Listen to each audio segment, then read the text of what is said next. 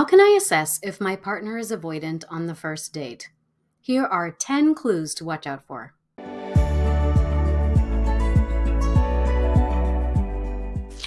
Is it possible to determine if you have a partner with avoidant attachment style on the first date? Well, I would be hesitant to suggest that you could know anyone's attachment style for sure after only one date. Why? Well, because it usually takes the nervous system about 3 to 6 months to really start to perceive true attachment threats. And that is when you will see their attachment style start to manifest in earnest. But there are some yellow flags that you might want to monitor to see if it ultimately points to something more concerning down the line. So in this segment, I'm going to offer 10 clues that your partner might be avoidant and that you might observe on the first date. Now be sure to like, subscribe, and ring the bell for notifications so you don't miss out on part 2 of this video series where I'm going to offer 10 clues that they might be anxious. Now, my goal with this video is not to create too much hyperanalysis on the first date, nor to stigmatize avoidant individuals, but instead to give you some tips and tools to help you maintain a secure orientation and a balanced approach to dating from the onset. Knowing if your partner leans avoidant allows you to understand their communications and their behaviors in an empathic and well-informed light. It gives you more sovereign choices and helps you create healthy boundaries around emotional investment and expectations. Once you crack the code on this, you will be able to avoid jumping in too fast and go from feeling confused and frustrated to empowered and clear-headed, while making better and more discerning decisions for yourself in partner selection. Now, today's 10 tips are derived from my Attachment 101 courses, which have helped many students approach the dating experience with increased self-trust, confidence, and resiliency, while learning how to have fun and treat it like a creative self-discovery process. But you don't have to take my word for it. When Catherine joined my course, she was struggling with feeling intensely attracted to partners in the beginning. But then when they would get too close, she would get scared of being hurt and run away. After taking this course, she was able to step out of that mentality, develop self-trust, and believe that loving relationships are entirely possible for her. But I'll let Catherine speak for herself. I decided to take this course because I had pulled in someone that I wanted, and then I would get scared and I would run away. So no matter how much I sat and was intentional and knew what I wanted, I wasn't going to be successful and I needed help. So my favorite thing about Brianna's course was all the aha moments that I had. She really nailed it, and it was amazing for me because if I could see it, then I didn't have to be a victim to it, and I knew that I could get outside of it, and I knew that I could be free. She helped me see that I could have a loving, fun, playful relationship. She was my hope that I could stop longing for a relationship and dreaming of one and actually have one. Yes. Thank you, Brianna. Now, if you're interested in experiencing more security in your relationships, there is a link to my Attachment 101 courses attached to this video. When you click on the link, you'll be taken to a 4-question quiz to help you determine your specific attachment style. This is going to allow you to receive a personal explanation of your attachment style's strengths, struggles, and growth challenges, along with a special offer to the course that is right for you. In the meantime, let's dive deeper into these topics for today, which again are derived from my online courses. And be sure to like, subscribe, and leave a comment if you enjoy today's content. So first, what is avoidant attachment and how is this demonstrated in relationships? Individuals with avoidant attachment can often seem emotionally distant or aloof. Because this can look like detachment, inconsistent communication, or even a sudden burst of affection followed by pulling away, most people assume that these individuals aren't interested or they're playing games. But the reality is that avoidant individuals often struggle with intimacy due to underlying fears of vulnerability and a loss of independence. But when they feel secure enough and they're able to let these defenses down, relationships can radically transform from superficial and uncertain to deeply meaningful and stable partnerships. And so if you can perceive their avoidance, you can know better how to create that sense of safety from the start. In the same way, if you can perceive someone's anxiety, you can determine what is necessary to create that safety from the start. Now, in this segment, we're going to create the best opportunity for safety and connection by examining 10 signs of avoidance that might pop up as early as the first date. So number 1, relationship history. Pay close attention to what they share about their past relationships. Do they take accountability for their part in how things ended? Or do they tend to blame their exes across the board? Alternatively, maybe they have no significant relationship history to speak of, which can also indicate avoidance. This lack of experience could mean that they've kept themselves at a distance from intimacy or commitment in the past. Number 2, emotional expression. Notice how they talk about and express emotions during the date. They might seem uncomfortable discussing feelings or maybe even downplay the importance of emotions altogether. If they seem disconnected when emotions come up, this could be a yellow flag. Number 3, storytelling and values. The way they tell a story can be very revealing. Do they emphasize achievements, control, or independence while glossing over emotional or relational aspects of life? Avoidant individuals may highlight self-sufficiency and downplay the significance of connection or support from others, indicating a reluctance to engage deeply in relationships. Number 4, flexibility and rigidity. You want to observe how rigid or flexible they are, especially around planning the date itself or discussing their everyday routines. If they have strict or seemingly arbitrary rules around how they manage their time, or they seem pretty inflexible about making plans, it could signal a need to maintain control and distance.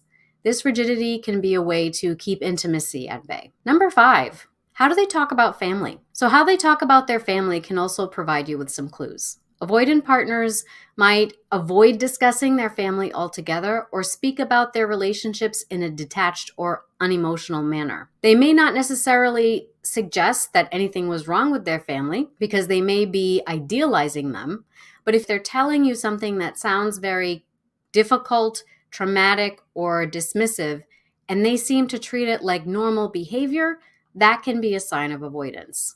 Number 6, refusing to discuss standard getting to know you topics. So if they avoid talking about normal, benign, getting to know you things without offering a clear reason for it, that can indicate avoidance. Sometimes this reluctance can be a defense mechanism to prevent deeper emotional engagement or to keep the conversation superficial. This can also serve to preserve any type of fantasy they might be entertaining in the moment. Because once you talk about normal, boring, everyday things, it's quickly going to spoil the fantasy. And that leads us to number 7, love bombing. So you want to be aware if they seem to become overly infatuated with you right from the start. If they shower you with compliments or intense attention, but you've only just met, it might not be genuine. It could be a sign of love bombing, which is when someone is more or less just in love with the idea of being in love. And this is a tactic that some avoidants use, whether it's consciously or unconsciously, to create a quick bond that feeds a need but lacks true emotional depth. Over time, this will reveal itself to be a false start. And it also betrays a reliance upon fantasy to get emotional needs met. Number 8, they might compare you to past partners. If they compare you to past partners, especially if they claim that you're so special and totally unlike anyone they have ever met, that they usually don't give people the time of day. It might seem flattering at first, but this is a way of fluffing up their own sense of self-importance by inflating the value of their attention while trying to make you feel unique and special. This is also a common tactic for many pickup artists. Number 9, redirecting the conversation. Be mindful if they frequently redirect the conversation away from themselves. They might use deflection, humor, or answer a question with a question to shift the focus from them onto you. This can be a tactic to make you feel flattered and engaged, while they avoid revealing too much about themselves. This subtle redirection can prevent you from truly getting to know them and might leave you with the impression that they're an open book, when in reality, they're really keeping the cover tightly closed. And finally, number 10, ambiguity about future plans. After the date, take note if they don't clearly state their intention to see you again, or if they don't follow up soon after to establish another date or make another plan. This could be a sign that they are keeping their options open or avoiding commitment. This ambiguity can leave you questioning what exactly happened, which is a hallmark of avoidant behavior. Now, these signs don't necessarily mean that someone is avoidant, but they can be useful indicators of a person's readiness for a committed and emotionally available relationship. And if you notice several of these behaviors, it might be worth taking your time to assess whether this person is capable of meeting your needs for connection and intimacy. You would also be well served to invest in learning more about attachment styles in general and how your own attachment style might interact with others to affect the growth and evolution of your relationships. Because if it's a pairing of two insecure attachment styles, there are 3 predictable patterns of conflict that are likely to arise as early as within the first 3 months of dating. To learn more about this, check out my YouTube video, Healing 3 Conflict Styles in Anxious Avoidant Relationships. Now, if you are ready to invest in a proven roadmap to help you feel more secure and attract loving partners, click the link attached to this video to take the quick and easy attachment quiz. This quiz will help you determine your attachment style, and it will also allow you to receive a personalized explanation of your attachment style strengths, struggles, and growth challenges, along with a special offer on the course that is right for you. Now, in my Attachment 101 courses, we approach this as a 7-step process divided into 3 phases that take you from feeling self-doubting to self-sovereign while activating the healing power of your creative life force energy. By the end of this course, you will have a deep sense of self-worth, the ability to nurture secure and loving relationships, and the confidence to pursue the meaningful connections that you want. But don't take my word for it. Here are some more success stories from folks that have taken my courses and seen results. I found myself still in relationships repeating similar patterns over and over. It turned out to be an anxious avoidant trap. I didn't want to see it. I wanted to see that I was a romantic. The course has helped me to get really clear about the different attachment styles, which I wasn't really aware of before. Not only that, but unlike talk therapy, it gave me the techniques and tools to break that cycle. It was worth it, absolutely. It really does make progress, real progress, not just intellectual progress. I have found I have more confidence. In 2 years, I've gone from anxious attachment to secure attachment, and I'm just really proud of that. It's always me, just with less anxiety. Now I'm in a secure relationship for about 6 months with a wonderful man. And what you gain, you cannot put a price on. You changed my life. Now, I am happy to say these results are not unique, because when you invest in one of my programs, you receive more than hours of lecturing and journal assignments. Instead, you feel more grounded and centered, using body-activating guided meditations and visualizations that afford you greater control over your emotions. And you develop a greater sense of personal empowerment and agency while exploring unique art therapy and energy healing techniques that tap into your life force energy and remind you of your creative spark and capacity for joy and curiosity. Now, if you're interested in joining us today, just click that link attached to this video and discover the course that is the right starting point for you. So with that, let's wrap this up with some final thoughts. Avoidant attachment is often misunderstood. Most people assume it means a lack of interest or commitment because of observable behaviors like emotional distance, inconsistency, or hesitation. But the truth is, avoidant individuals struggle with intimacy due to deep-seated fears of vulnerability and a loss of independence. From this new perspective, we can understand how these behaviors are really not about disinterest, but rather about self-protection. Avoidant individuals are not avoiding love. They are avoiding the potential pain and anxiety that comes with it. This understanding sheds light on why they might appear aloof or reluctant and helps us to see the deeper core problem of fear of intimacy and dependency. Thus, the growth challenges for those that have avoidant attachment include changing patterns of emotional distancing and a reluctance to deeply commit.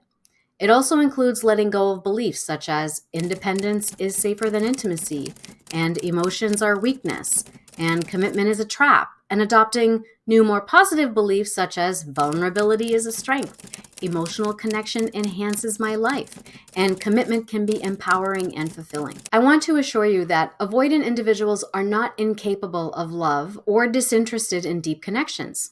They really do want the same things that most people want, to feel safe, valued, and understood in relationships. Accomplishing this includes skill building in the areas of emotional expression, boundary setting, and learning to trust a process of deepening emotional intimacy. Now, my Attachment 101 courses will hold your hand every step of the way through these growth challenges using a multimodal and experiential approach. Again, to learn more about that, you can click the link attached to this video and take the quick and easy attachment quiz, which will direct you to the best course for you. Thank you for watching this video. I hope that you found it helpful and insightful.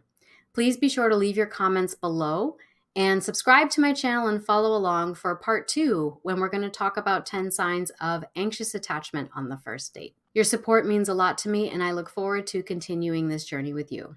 Also, remember to subscribe and ring the bell for notifications. I put out videos once a week, and I wouldn't want you to miss out.